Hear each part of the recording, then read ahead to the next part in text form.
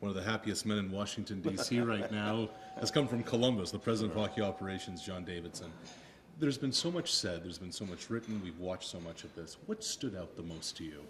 Well, that's a really good question, because I don't think you can point to one thing. Right. It's been a situation where it's been goaltending, and not just Bob. Curtis McElhaney's played a few games and has been outstanding in a couple of the games. The youth has not panicked, but then I think about the youth winning the American League Championship last year, so they're seasoned youth already, even though they're rookies.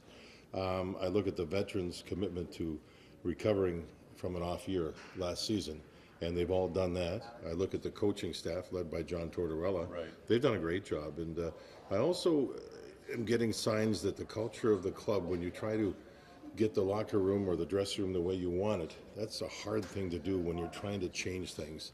They've bought in completely, and that's led by Nick Foligno, the captain.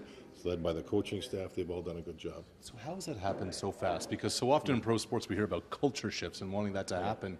And I thought Tortorella saying the other night, we're learning how to become pretty good pros, was a really interesting statement. But that's the truth. We weren't, and it was a hard thing. When you come in, and our group came in, this club was 30th, but had some pieces without question in place.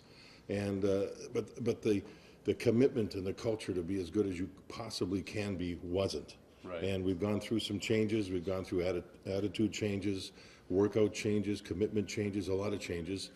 John and the staff have driven that. The players have bought in. It's been a good marriage. What can this team learn in December and January to prepare themselves for April and maybe May, and hopefully for the organization ultimately June? From what I've seen, listen, if we go back to the start of the year, we blew a home opener. We had a big thud. We were up 3-1 on Boston. Boston played real well. We didn't. The next game was at home. We were up, down too early to San Jose and lost, but started to play better. And then we had a 5-day break, and our coaches and players went to work. And that seemed to turn things around. I'm so thankful we had that 5 days right there, because that gave us a chance to catch our breath, regroup, and go forward. And then we've been learning all along. And going into Minnesota the other night with their streak, our kids played great. Our veterans played great. So I go into that game from a management point of view, looking down at the game, saying, are we going to panic? Are we going to be nervous? What are we going to do? I'm impressed. This group doesn't seem to get that way.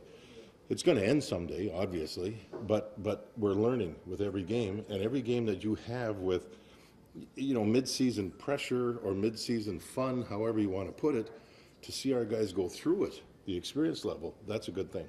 John, it certainly has been a lot of fun. Yeah, Appreciate this. Thank you. Appreciate it.